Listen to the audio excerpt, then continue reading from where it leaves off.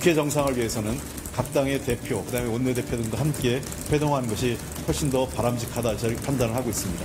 도대체 뭐가 두려워서 저와의 단독 만남을 피하는 것인지 알 수 없습니다.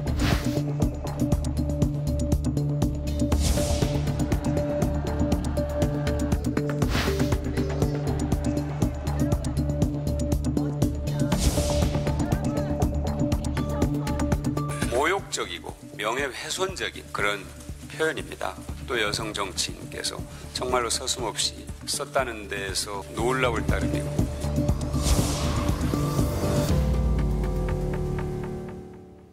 네, 여러모로 이번 주가 국회 정상화의 분수령이 될 것 같은 분위기입니다. 우선 문재인 대통령이 여야 대표와 회담 제안을 한 데 이어서 당정 차원에서는 추경과 각종 민생 법안을 이달 안에 처리한다는 방침을 세웠습니다. 또 민주평화당은 오늘 새 원내대표를 선출했고 바른미래당도 모레 원내사령탑을 교체합니다. 반면 난기류도 여전합니다. 대통령과 여야 대표 간 회담 형식을 두고 자유한국당은 1대1 회담을 요구하고 있고 나경원 한국당 원내대표의 문 대통령 지지자 비하 표현을 두고도 논란이 불거지고 있습니다. 오늘 정치와호 장룡은 박주민 더불어민주당 의원, 이태규 바른미래당 의원 두 분 모시고 이야기 나눠보겠습니다. 안녕하십니까? 예, 안녕하십니까? 박 의원님은 저희 시간에 처음 나와주신 거죠? 예. 반갑습니다. 나와주셔서 고맙습니다. 이 의원님은 항상 자리를 지켜주셔서 감사합니다. 자, 첫 번째 얘기 들어가겠습니다. 먼저 문재인 대통령과 여야 5당 대표와의 회담. 자, 처음에 청와대 제안은 한꺼번에 보자는 거였는데 자유한국당이 이제 황교안 대표가 따로따로 보자, 1대1로 보자라고 했고 단독 회담을 뭐가 두려워서 피하냐 이런 얘기도 했습니다.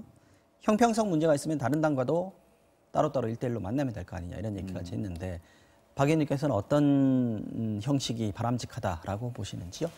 방금 말씀하셨던 것처럼 지금 이 모임 자체의 제안 취지가 네.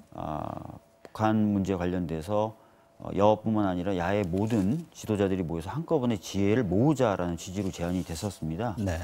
그런 취지에 가장 부합하는 형태는 한꺼번에 같이 모여서 다양하게 논의를 하는 그런 모습이겠죠. 그래서 1대1 제안은 이 제안 취지에도 맞지 않고 두 번째는 지금 국회 현실이 다당제입니다. 어느 특정 정당이 주도를 한다고 보기 어렵기 때문에 그렇죠. 이 다당의 대표들이 같이 모여서 논의할 필요가 있는 것이고요. 세 번째로는 자칫 잘못하면 이렇게 이제 1대1 만남이 되다 보면은 네. 국회가 좀 무시될 수도 있는 전 결과를 나올 수도 있다고 그건 봅니다. 어떤 얘기입니까? 무슨 얘기냐면 네. 지금 자유한국당이 국회의 모든 의사일정을 거부하고 장애투쟁 중입니다. 장애투쟁을 하면서 이 문제를 풀기 위해서 대통령과 황교안 대표가 1대1로 만나야 된다라고 얘기한다는 것은 네. 국회를 정상적으로 가동시키고 그것을 위해서 다른 당 대표나 다른 당과 정치적인 어떤 논의를 한다기보다도 대통령과 얘기를 해서 이 문제를 풀겠다가 돼버리는 거예요. 네. 그래서 그런 이거는 측면에서 국회를 무시하게 되는 거고 뭐 여당뿐만 아니라 다른 야당들도 다 무시하게 되는 그런 모습을 나올 수도 있다고 봅니다. 알겠습니다. 야당 입장에서 사실은 대통령하고 만나는 것 자체가 좀 중요한 의미일 수 있습니다. 그런데 이제 황교안 대표가 둘이서 따로 만나자라고 하는 것은 어떤 좀 다른 의도가 있다 이렇게 볼 수도 있나요? 뭐 우리가 그냥 상식적으로 생각할 때 황교안 대표 입장에서 이제 자신을 야권을 대표하는 유일한 대표 정치인 또 네. 대선 주자급으로 대우받고 네. 또 대통령과의 단독 회담 결과를 놓고 국회에 복귀하거나 또는 현재 장애투쟁을 계속 이어갈 수 있는 그런 명분으로 얼마든지 쓸 수 있다고 보여지기 때문에 네. 그 단독 회담이나 이런 부분은 본인한테 굉장히 중요한 계기라고 이렇게 보여지거든요.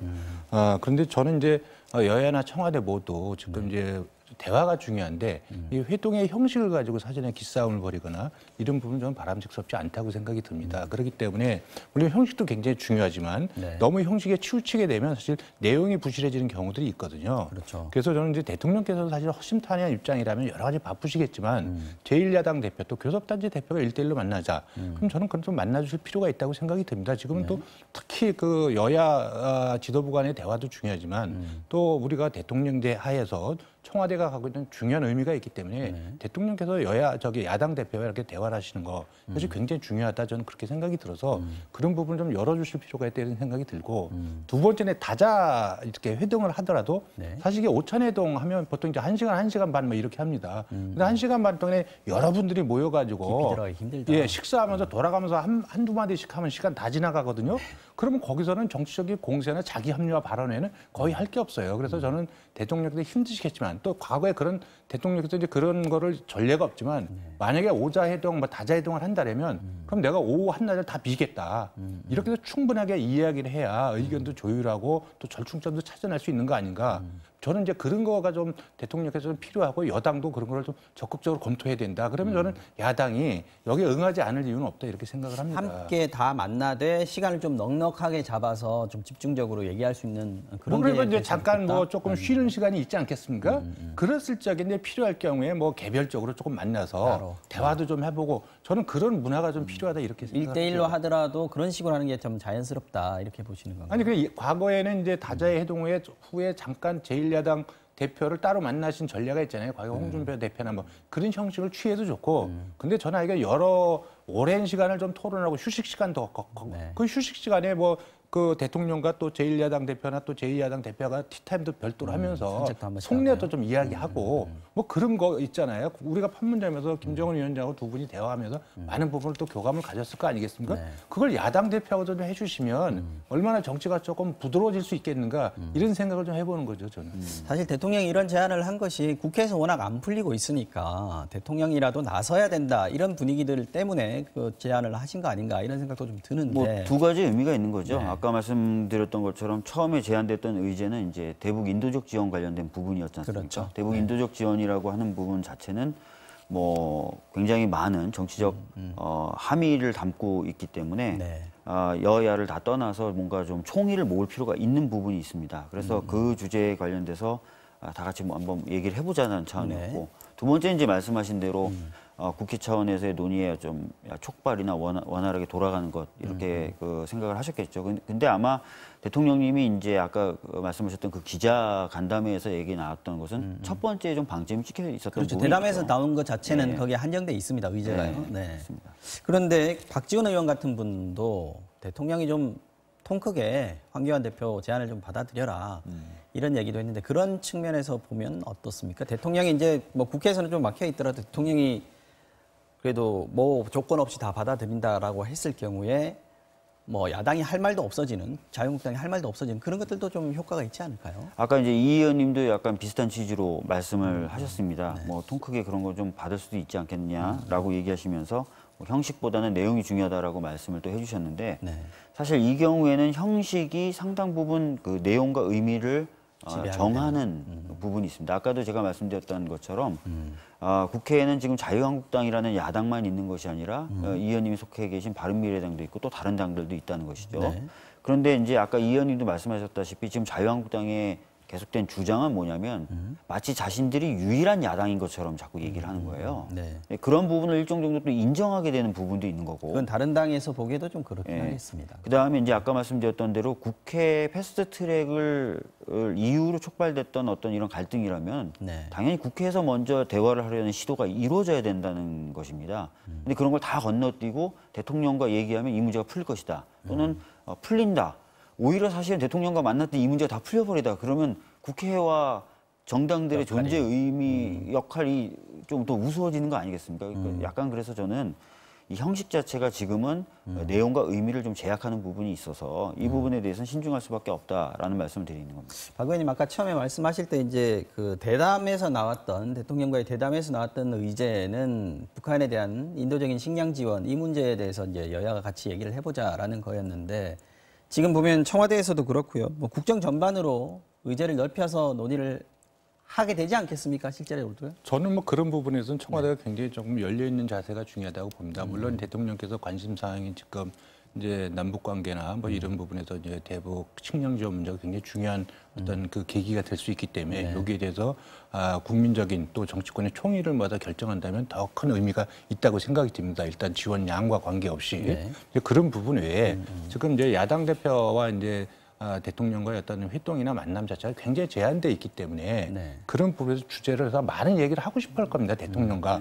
아까 우리 의원님께서 어쨌든 정치의 중심은 여의도 국회지만 그래도 우리나라의 어떤 전통적인 정치 관행이나 문화를 전혀 무시할 수 없거든요. 그리고 네. 거기 최고 정점에 사실 대통령이 계시는 겁니다. 그러니까 야당 대표들은 뭔가 잘 안 풀릴 적에는 대통령하고 만남을 통해서 어떻게 보면 또 대통령이 설득하는 부분을 야당 대표가 어떤 받아들일 수 있는 그래서 어떤 정치의 전환을 가져올 수 있는 그런 계기로 삼을 수가 있거든요. 그러니까 저는 사실 그런 관점에서 아까 이 의원님이 해주셨던 제안이 굉장히 의미 있는 제안이라고 생각하거든요. 네. 주제나 뭐 의제는 확대될 수 있고요. 네. 충분한 시간을 가지는 거죠. 그래서 이제 5당의 대표들과 대통령이 같이 만나는 거죠. 네. 그러면은 아까 말씀드렸던 것처럼 대통령과 1대1로 이 문제를 푸는 것이 갖고 있는 형식적 문제, 내용적 문제, 의미적 문제도 해결될 수 있다. 풀리면서 네. 또 그 공간에서 여야 정당의 대표들끼리도 전에 없이 좀 활발한 대화가 가능하겠죠. 그렇기 때문에 이 5당에 있는 대표들이 같이 모이는 것은 대통령과의 만남으로서도 의미가 있지만 5당 간의 어떤 대화 복원 이런 측면에서도 굉장히 의미가 있는 것이 될 수 있다. 그래서 말씀하신 대로 좀 충분한 시간 또 다양한 주제를 가지고 논의해보는 것 굉장히 저는 좋은 제안이라고. 이건 어떻습니까? 황교안 대표가 얘기했던 1대1로 하되 자유한국당만 하는 것이 아니라 돌아가면서 다 하자. 이 부분도 비슷한 효과를 거둘 수는 있지 않을까 이런 생각도 그 드는데 부분은 어떤 이제 점이 문제가 두 가지가 문제가 되겠죠. 역시 이제 1대1로 하는 부분에 있어서 네. 국회에서 또 저의 정당 간의 대화라는 부분은 생략된 겁니다. 없어지는 겁니다. 네, 네. 예. 그리고 그러면 1대1로 계속 만난 다음에 나중에 그럼 다시 총합적으로 그 내용들은 어떻게 조율할 것이냐는 부분이 또 남습니다. 그렇군요. 그렇기 때문에 저는 방금 이 의원님이 말씀하신 것처럼 5당과 대통령이 다 만나시되 굉장히 좀 충분한 시간을 가지고 충분한 의제와 충분한 준비를 가지고 네. 하면은 다 그런 문제가 한꺼번에 풀릴 수 있지 않을까 그런 생각이 듭니다. 네. 의제에 대해서는 어떤 부분들 예를 들어 아까 대북 식량 지원 말고 또 다른 의제들도 청와대에서 오늘 브리핑을 했거든요. 의제를 넓혀서 얘기를 해보자라고 얘기를 했는데 이 의원님 보시기에는 그 중에서 어떤 점들이 가장 시급하게 논의돼야 된다고 보시는지요? 제일 중요한 건 이제 야당 입장에서 본다면 네. 어쨌든 지금 이제 경제 정책의 어떤 기조 문제 이 부분이 실질적으로 현재 경제 성장과 발전에 기여하고 있느냐 이제 이런 부분에 대한 전 이제 의견을 좀 조율해 소득 주도 성장에 대한 그런 부분들 그리고 이제 주 52시간 근무에 따른 어떤 그 탄력 근로제 문제 이런 부분들이 이제 야당의 주요 관심사이기 때문에 네. 거기에 대해 실질적 허심탄회하게 이야기하고 또 필요하다면 관계장관이 옆에 배석해서 네. 충분하게 자료 제공하고 그래서 그걸 자꾸 맞춰 나가야 된다고 보거든요. 근데 이제 그런 기회 자체가 자꾸 없으니까 이제 자꾸 그래서 아까 저는 이제 박주민 의원님도 말씀하셨지만 우리가 회동하는 어떤 그 패턴이랄까 어떤 그 프레임 자체를 근본적으로 좀 바꿔가지고 뭔가 고민해볼 필요가 있게 딱딱하게 청와대 가서 밥 먹고 돌아가면서 이야기하고 때 되면 대변인 그냥 발표하고 네. 나오고 이래가지고 결국 아무것도 안 되는 그때 만남 자체만 언론에 굉장히 크게 보도되고 각광을 받았지만 실제로 그 만남의 그 이후에 여야 관계라든가 국정 운영에 어떻게 효율적으로 기여를 했는지는 사실 검증되기 아무것도 없거든요. 그 대화의 어떤 결과물들이 계속해서 원만한 국정 운영이나 또 여야 어떤 협치에 이런 부분도 이어져야 되는데 그렇기 위해서는 제가 볼 때는 뭔가 근본적인 약간 조금 사고를 좀 전환할 필요가 있다 이런 생각을 좀 갖고 있습니다. 저는. 청와대에서는 이제 여야정 협의체도 조속히 재개를 하자라고 얘기를 했는데 이 부분은 어떻습니까? 지금 나경원 원내대표 같은 경우에는 이 만남에서도 5당 원내대표보다는 교섭단체가 꾸려져 있는 3당 원내대표들이 가서 같이 만나야 된다 이런 얘기를 하고 저는 그거는 교섭단체 입장에서는 저는 주장할 수 있다고 보지만 네. 중요한 부분은 그때 여야정 그 상설협치를 할 적에 5당 원내대표가 합의를 본 거예요. 그러니까 갑자기 나머지 비교섭단체 빠져라 그러면 거기가 동의가 되겠습니까? 그럼 이제 그런 부분에 대한 양해를 사전에 좀 할 필요가 있는 거고 또 중요한 부분은 그것이 작년 8월 달에 하고 11월 달에 처음 회의를 가져가지고 12개 항해에 대해서 합의를 봤는데 네. 일주일 만에 그게 이제 보이콧이 됐어요. 그 정도로 지금 이 여야 관계나 이런 어떤 대화의 문화나 관행들이 제대로 정착되지 못하고 있다는 그 한국 정치의 어떤 그 현주소를 좀 보여주고 있거든요. 사실 이 부분에서 물론 이제 국정의 안정적인 국정 운영과 관련 정부 여당에 있지만 정치가 제 역할을 못한다고 있는 부분에서 사실 야당도 책임이 저는 크다고 생각을 하거든요. 이번 기회에 근본적으로 지금 야당 입장에 야당 할 게 다 있고 여당 입장에 여당 주장할 게 있지만 국민들 입장에서 일단 국회가 문 열어서 일 좀 해라 이거 아니겠습니까? 너희들 그렇게 세비 많이 받아먹는데 밥값 좀 해라. 이게 저는 국민들 요구라고 봅니다. 네. 그래서 장외투쟁도 좋아요. 저는 주말에 장외투쟁하도 주중에는 들어와서 일을 했으면 좋겠다. 좋은 말씀입니다. 저는 그게 중요하다고 봅니다. 알겠습니다. 여야정 협의체 뭐 원내대표들이 네. 참여하는 건데, 네. 그러니까 이제 대통령께서 당 대표들하고 일단 만나겠다라고 얘기를 했고요. 여야정 협의체는 이제 원내대표들이 참석을 하게 되는 건데, 예. 이 두 개가 병행하는 것이 어떤 의미가 있는 건지요?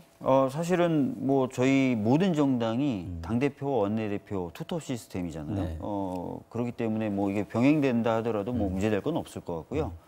그러니까 예를 들면 이런 거죠. 당대표들이 만나는 거를 1대1로 했을 때 원내대표들을 같이 불러 모아서 하면 아까 말씀하신 국회를 패스하는 그런 부작용 같은 것들을 좀 상쇄할 수 있지 않겠느냐 이런 생각도 근데 이제 들긴 합니다만. 아시다시피 아까도 말씀드렸지만 대통령과 정당 대표가 1대1로 만나는 부분에 있어서는 굉장히 다양한 그 의미들이 있는 거예요. 네. 그래서 그런 부분을 저희들이 염두에 두지 않을 수가 없고요.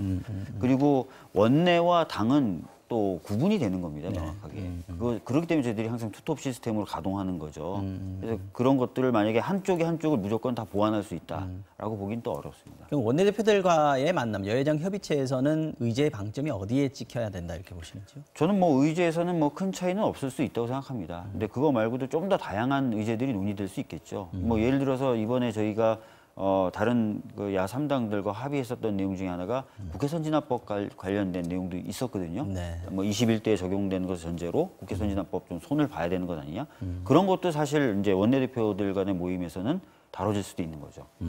이게 여야 간에 이제 의회에서 논의되고 있는 여러 법안이나 산적과 과제들이 있지 않습니까? 네. 뭐 당장 추경도 이제 문제가 있는 거고 뭐 그런 관점에서 이제 여야 지도부가 논의할 수 있다고 보고 저는 이제 대통령과 정당 대표는 일단 저는 마이크로한 부분 외에 일단 저는 신뢰의 문제라고 봅니다. 예, 그래서 여야 간의 신뢰의 문제 그리고 대통령의 어떤 국정운영 기조에 대한 상호 어떤 비판과 협조 부분에 있어서 또 공감대 뭐 이런 부분들을 어쨌든 정치 지도자 입장에서 그런 것들을 좀 형성해 내주고 그러한 큰 기조 속에서 또 의원들도 그런 거를 조금 감안을 해서 의정 활동에 임하고 뭐 이렇게 하는 게 좀 중요하다고 생각이 들거든요. 그게 저는 그 리더의 역할이 아니겠는가 이런 생각이 듭니다. 조금 다른 얘기를 좀 해보겠습니다. 지금 자유한국당 나경원 원내대표가 지금 구설수에 휘말렸습니다. 입에서 나온 말 때문인데요. 대구 장외 집회 때 대통령 지휘자 비하 표현을 했습니다. 문바, 뭐 달창, 뭐 이런 표현을 제가 뭐 입에 꺼내기도 좀 민망하긴 합니다만 저도 처음 들어본 단어입니다. 이 부분에 대해서 뭐 나경원 원내대표가 사과는 했지만 진정성이 없다 이런 비판들을 지금 하고 있거든요. 네. 어떤 부분이 문제라고 보시는지요? 우선 그 사용한 단어 중에 문제가 되는 게 크게 두 가지 아닙니까? 네. 지금 이제 저는 사실 제 입에 올리고 싶지 않거든요. 네. 근데 올리지 마십시오. 올려주셔서 두 단어가 사실 다 어떻게 보면은 비하적 표현이지만 특히 두 번째 단어는 그 의미를 알면 도저히 쓸 수가 없고요. 네. 진짜 쓰는 순간 이건 정치인으로서의 저는 자질이 모두 다 부정당할 정도의 단어라고 생각합니다. 모르고 쓴 표현이다. 이 말에 대해서는 어떻게 생각하세요? 모르고 이 이야기를 썼다라는 말이 그럴듯한 해명이 되려면은 네. 맥락이나 이런 데 봐서도 굉장히 튀어야 되잖아요. 그런데 그게 아니라 정확히 문재인 대통령님을 지지하는 사람들에 대해서 폄하하는 발언 속에 이 단어가 등장합니다. 네. 그래서 이거를 몰랐다라는 것은 거의 유체 이탈적인 셈이라고 저는 보고요. 그렇기 때문에 해명에 진정성이 없다는 얘기가 계속 나오는 겁니다. 예. 지금 뭐 바른미래당도 뭐 이 자성과 자정이 필요하다 이런 얘기들 하셨는데 나 원내대표의 발언의 문제점 또 사과의 문제점 이태규 의원님께서는 뭐 어느 정도까지 얘기를 할 수 있을까요? 글쎄요, 저는 그 나경원 대표가 그 말의 의미를 알고 썼다고는 생각하지 않습니다. 사실 그걸 알았다면 네.